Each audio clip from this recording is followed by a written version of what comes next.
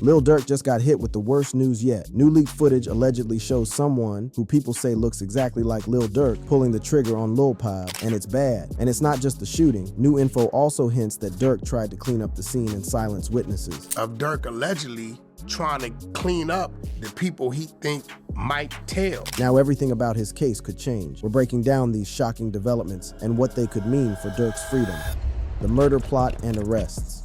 This whole saga we're breaking down has been years in the making, with roots stretching back to 2020, and the consequences are still sending shockwaves through the rap game. As new evidence comes to light and the legal system starts pressing harder, we're piecing together this intricate web of get back, loyalty, and tragedy that's forever changed everyone involved. Before we get into the latest tea, let's set the scene on how we got here. Our story pops off on that fateful night of November 6, 2020, outside Atlanta's Monaco Hookah Lounge. Around 3 a.m., King Von, a rising Chicago drill rapper signed to Lil Durk's Only the Family, OTF label, ran into Quando Rondo and his squad. And go to sleep. Right, by yourself. Boom, bam. I walk from the car. I turn around to walk up. I see a group of, it's like I had an out-of-body experience. What happened next set off a chain reaction that nobody could have predicted. Security footage from that night shows King Von was on site with Quando's crew, running up and throwing hands immediately. What started as a one-on-one quickly turned into a shootout, resulting in Von catching fatal bullets. Timothy Leaks, known in the streets as Lil Tim and rolling with Quando Rondo, caught the body but later beat the case under Georgia's Stand Your Ground law. In my head, I'm like,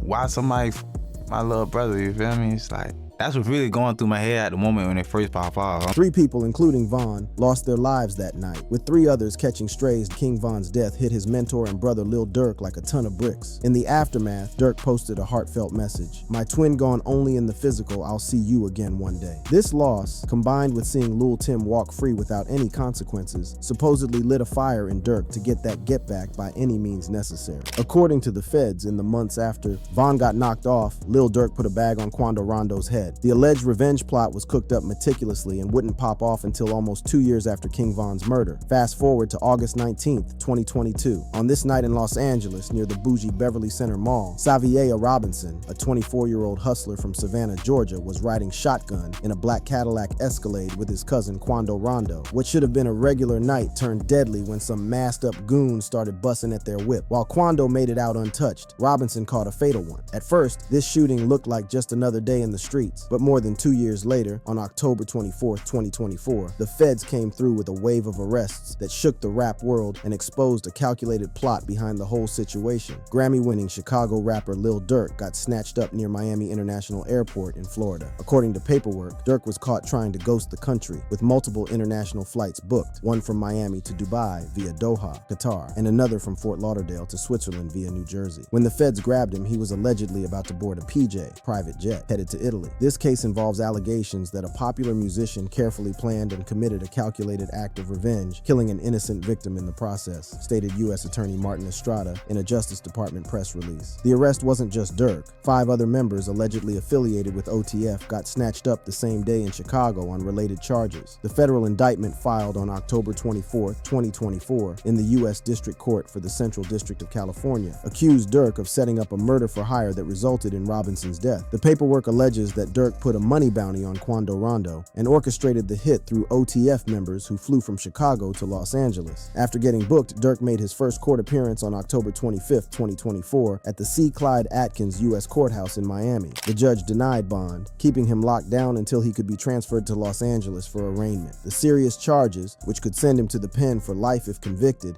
definitely played a role in this decision. On November 8, 2024, more charges got added against Durk, including conspiracy use of interstate facilities to commit murder for hire, resulting in death, and weapons charges involving a machine gun. The 5 co-defendants, Kayvon London Grant, DeAndre Dontrell Wilson, Keith Jones, David Bryan Lindsay, and Asa Houston, caught similar charges related to the murder for hire and weapons offenses. Durk pleaded not guilty at his arraignment in Los Angeles federal court on November 14, 2024, with a trial initially set for January 7, 2025. But because the case is so complex, with over 230 gigs of digital evidence and about 20,000 pages pages of paperwork, both sides agreed to push the trial back to October 14, 2025. This digital evidence, which the prosecutors describe as making the case unusual and complex, includes audio recordings, possibly from an OTF member who wore a wire for years, surveillance footage placing Durk in LA when the shooting went down, text messages, financial receipts, and flight bookings. On top of that, the 20,000 pages of reports cover witness statements, photos, and medical documents related to the investigation. According to the indictment, the planning for this alleged hit was thorough and calculated. Prosecutors claimed that Durk offered a bounty of cash and opportunities through OTF to anybody who would take out Quando Rondo. The 5 OTF members allegedly flew from Chicago to Los Angeles on August 18, 2022, after someone tipped Durk off about Quando Rondo's location. The feds say these guys flew commercial from Chicago to San Diego, then drove up to Los Angeles, with the flights paid for using an OTF-related credit card. Meanwhile, Durk and Grant supposedly came to Los Angeles on a private jet from Miami, touching down the same day. Durk's presence in Los Angeles was allegedly confirmed by video footage from an August 18, 2022 podcast recorded at a rented crib in Encino, where he stayed during the operation. Once in Los Angeles, Grant reportedly used Durk's credit card to book rooms at the Sheraton Universal Hotel for the hit team and copped ski masks for the shooters. The team was also allegedly supplied with 2 luxury sedans and straps, including a fully automatic machine gun. These preparations, prosecutors argue, show this was a coordinated effort to set up the team for a targeted hit. The communication evidence is just as damning. Text messages like one from Durk warning somebody, "Don't book no flights under no names involved with sick me," suggest he was trying to cover his tracks. This message, along with money transfers and potential snitch recordings, makes up a big part of the case against Durk. On the day of the shooting, August 19th, 2022, the OTF members allegedly followed Quando Rondo's moves across Los Angeles, tailing him to a weed spot, a clothing store in West Hollywood, and finally to the gas station near the Beverly Center, where they lit up his vehicle. The prosecution claims the team used 2 cars to track, stalk, and attempt to murder TB Rondo, letting off at least 18 shots during the attack. The aftermath of the shooting has been far-reaching. In February 2025, Andrea Laquila Robinson, Xavier Robinson's mother, filed a wrongful death lawsuit against Durk, his business manager, OTF, and a related company in Cook County Court. This civil case adds another layer to Durk's mounting legal problems. On top of that, prosecutors have linked Durk to a second uncharged murder-for-hire plot in Chicago, involving the 2022 death of Stefan Mack, a suspected Gangster Disciples leader. While no charges have been filed for this yet, the allegations influenced Judge Patricia Donahue's decision to deny bail in December 2024. Up next, let's dig into the controversial evidence being presented against Lil Durk, including song lyrics and fan-made videos, and look at his legal team's motion to dismiss the case based on what they claim is cap evidence. The controversial evidence and legal battle. As Lil Durk's case keeps unfolding, one of the most heated debates centers around the prosecution's use of his bars as evidence against him. This controversial move has sparked mad discussions not just among legal heads, but throughout the hip-hop community and beyond, raising deep questions about artistic expression, freedom of speech, and whether the justice system even understands rap as an art form. The lyrics in question come from Wonderful Wayne and Jackie Boy, a track by Babyface Ray featuring Lil Durk, dropped on December 2nd, 2022, as part of Babyface Ray's album Mob. The prosecution is specifically pointing to these bars from Durk's verse. Told me they got an addy. Goo, got location. Goo, green light. Go, go, go, go, go. Look on the news and see your son. You screaming. No, no. The DA's interpretation of these lyrics is straightforward but mad controversial. They claim these lines describe getting Quando Rondo's address, addy, confirming where he's at, giving the go-ahead, green light, and then mocking Rondo's reaction, screaming no, no when he saw Robinson's body on the news. According to the government, Durk used these lyrics to flex and profit off the crime, presenting them to the grand jury as proof he orchestrated the murder-for-hire plot. To strengthen their case, prosecutors have also cited fan-made videos posted on YouTube and IG that mix the song's audio with news footage of Quando Rondo's reaction to Robinson's death. These videos, they argue, show the connection between the lyrics and the shooting, suggesting people associate the bars with the crime and amplifying Durk's alleged intention to monetize the murder. This approach fits with the prosecution's broader strategy of painting Durk as the big homie of OTF, a collective they claim functions as both a music label and a criminal organization. By treating the lyrics as actual confessions, prosecutors want to establish intent and motive, connecting Durk's music to real-world actions. However, on April 18, 2025, Durk's legal team, led by attorney Drew Finling, filed a motion to dismiss the superseding indictment in the U.S. District Court for the Central District of California. Their argument hits at the core of the prosecution's case. They claim the government presented false and/or misleading misleading evidence to the grand jury, messing up the integrity of the indictment. The defense's main point is a timeline discrepancy that, if proven, could seriously damage the prosecution's theory. According to court documents obtained by XXL on April 22, 2025, Durk's legal team argues that the song Wonderful Wayne and Jackie Boy was recorded on January 25, 2022, almost 7 months before the August 19, 2022 shooting that killed Saviaya Robinson. This claim is backed up by an affidavit from Justin Gibson, Durk's main sound engineer since 2021, who states he was there when Durk wrote and recorded his verse during that January studio session. Gibson provided screenshots and metadata to support the recording timeline, saying there's no way the lyrics could reference something that hadn't even happened yet. When you see an artist's rap lyrics quoted as evidence against them, it is a glaring indication that there is no real evidence against that person, Durk's attorney stated, emphasizing that lyrics are artistic expressions, often fictional or exaggerated, and shouldn't be treated as literal confessions.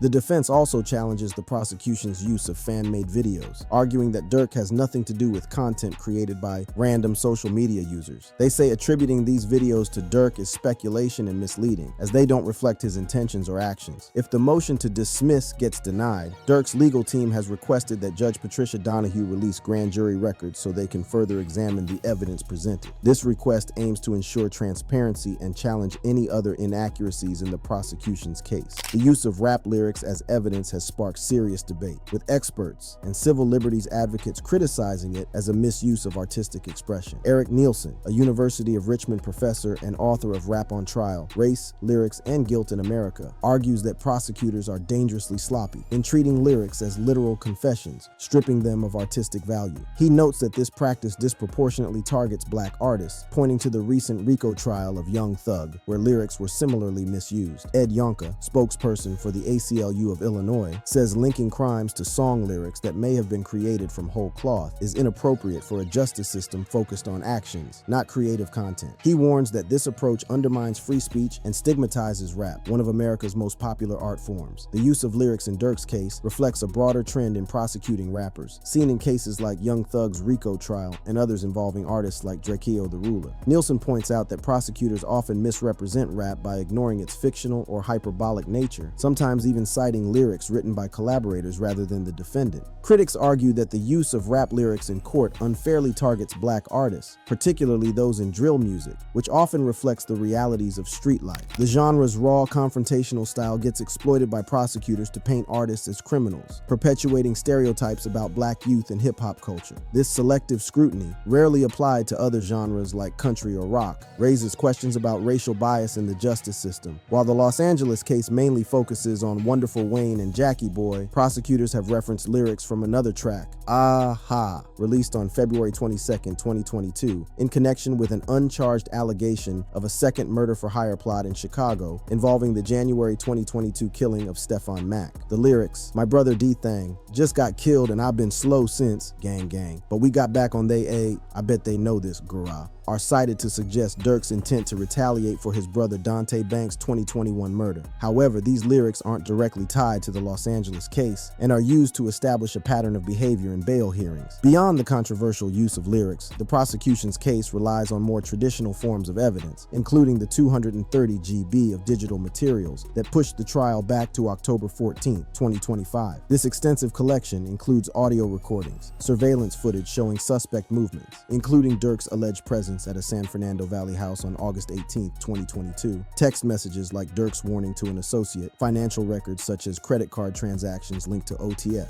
flight booking records documenting travel from Chicago to Los Angeles, and forensic data pulled from digital devices. The defense's timeline argument represents a significant challenge to the prosecution's theory. If they can prove the song was indeed recorded 7 months before the shooting, it would undermine the claim that the lyrics referenced the crime. This discrepancy could potentially lead to the dismissal of the indictment, or at least the exclusion of the lyrics as evidence. However, the prosecution's case goes beyond the lyrics, encompassing a broader narrative supported by financial records, text messages, and surveillance footage. The challenge for Durk's legal team is to address this wider body of evidence while continuing to contest the use of artistic expression as proof of criminal intent. As of April 27, 2025, the motion to dismiss is still pending, with a hearing scheduled for August 11, 2025. The trial is set for October 14, 2025, in the U.S. District Court for the Central District of California, U.S. Magistrate Judge Patricia Donahue ordered Durk held without bail in December 2024, citing the severity of the charges and additional allegations, including the Chicago plot. While locked up at the Metropolitan Detention Center in Los Angeles, Lil Durk has been showing mad resilience, keeping his music career going and maintaining positive energy. On March 18, 2025, he announced his album Deep Thoughts, which dropped on March 28, 2025.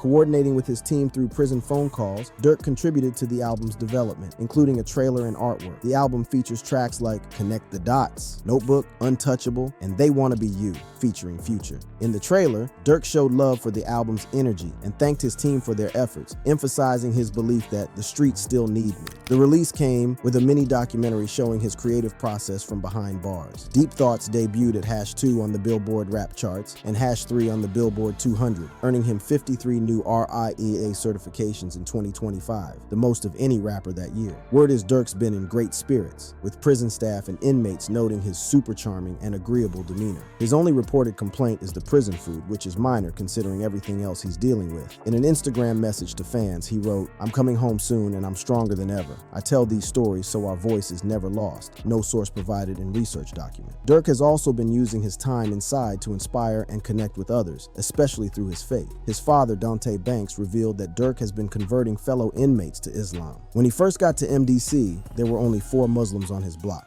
By April 2025, that number rose to 17. This growth shows his leadership and ability to build community, giving him strength and purpose while locked up. His DJ, Morris DJ Reese Davis, said, "It's not ever going to be another Durk," reflecting the void his absence creates in the music scene. Fans are eagerly waiting for his release, boosting his determination to continue his career. Now we look at the victim, Xavier Robinson, also known as Lil Pab, his relationship with Quando Rondo, and how this tragedy has impacted everyone involved, including Quando Rondo's response to the violence that has now claimed both his cousin and Durk's associate, King Von.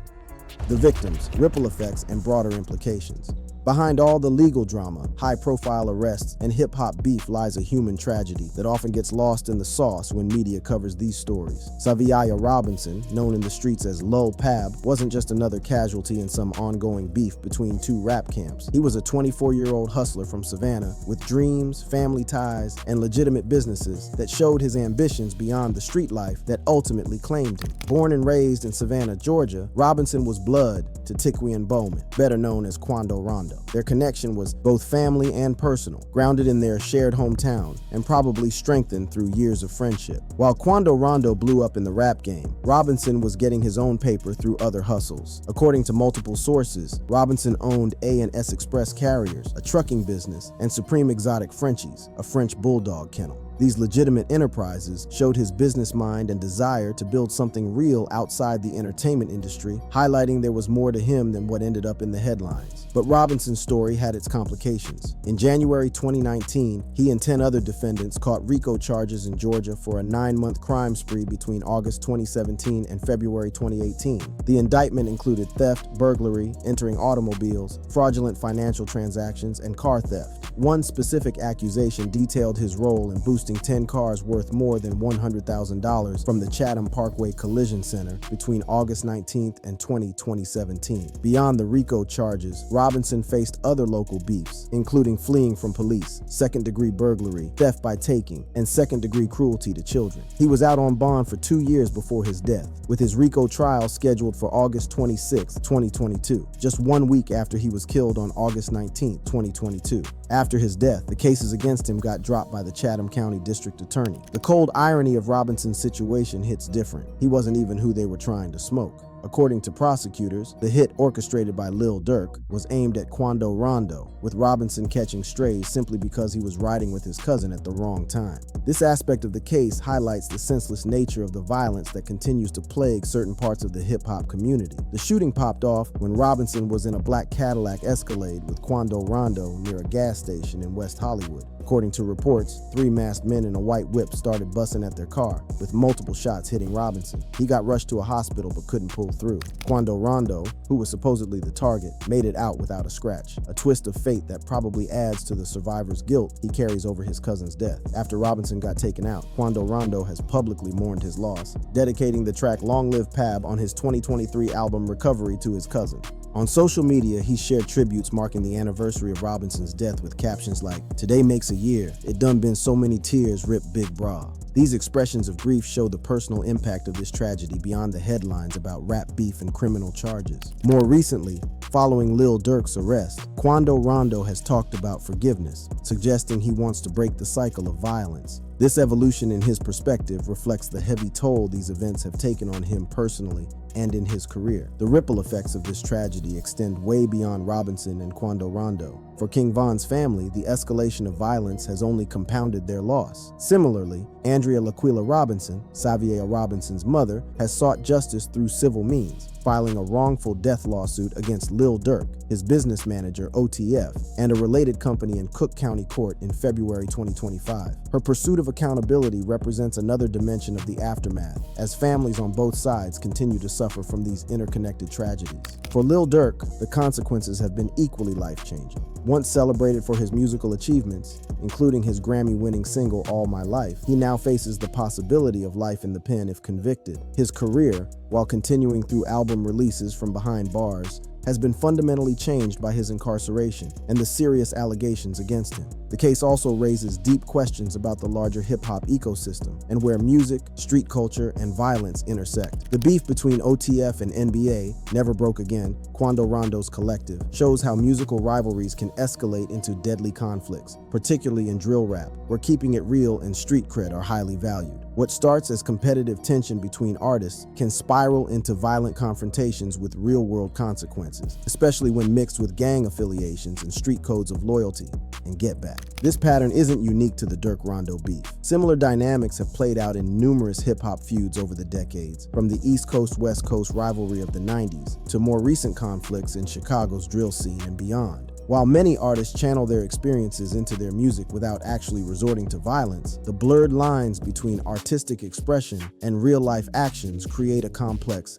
landscape where lyrics, social media posts, and music videos can both reflect and potentially influence behavior. Beyond the legal and cultural implications, the case highlights the human cost of violence in the hip-hop community. King Von, a promising artist whose career was cut short at age 26, Xavier Robinson, an entrepreneur whose life ended at 24, and Lil Durk, a Grammy-winning musician now facing life in prison, all represent potential loss to a cycle of retaliation that ultimately serves no one. As we reflect on these events, it's worth considering how such tragedies might be prevented in the future. Some artists and community leaders have called for mediation and conflict resolution mechanisms within hip-hop, creating space for rivals to address their differences without resorting to violence. Others emphasize the importance of mentorship and alternative opportunities for young people involved in or adjacent to street life, providing pathways beyond the cycles of conflict that have claimed too many lives. For now, the legal process continues, with Lil Durk's motion to dismiss scheduled for a hearing on August 11, 2025, and his trial set for October 14, 2025. The outcome of these proceedings will have significant implications not only for Durk personally, but also for how the justice system approaches cases involving hip-hop artists and the evidence used against them. Meanwhile, the families of those lost, King Von and Xavier Robinson, continue to grieve, their lives forever altered by violence that began with musical competition and escalated to deadly confrontation. In the end, perhaps the most profound legacy of this case will be the renewed attention it brings to the real-world consequences of conflicts that too often get romanticized or sensationalized in media coverage and musical narratives. As this case progresses toward its legal conclusion, it serves as a sobering reminder of what's at stake when artistic rivalry crosses into real-world violence and the heavy price paid by those caught in its path. The story of Lil Durk, Quando Rondo, King Von, and Lul Pab isn't just about hip-hop beefs or criminal charges. It's about human lives irrevocably changed by choices that, looking back, might have been made differently. The final chapters of this legal saga remain to be written, with Durk's defense team working to challenge the evidence against him, particularly the controversial use of lyrics recorded months before the shooting. Whether their efforts will succeed in dismissing the case or reducing the charges remains to be seen. What's clear, however, is that regardless of the legal outcome, the human cost of this conflict, measured in lives lost, families shattered, and careers derailed, can never be undone. If you enjoyed this video, check out our other awesome videos on the channel. Thanks for watching, and we'll see you next time.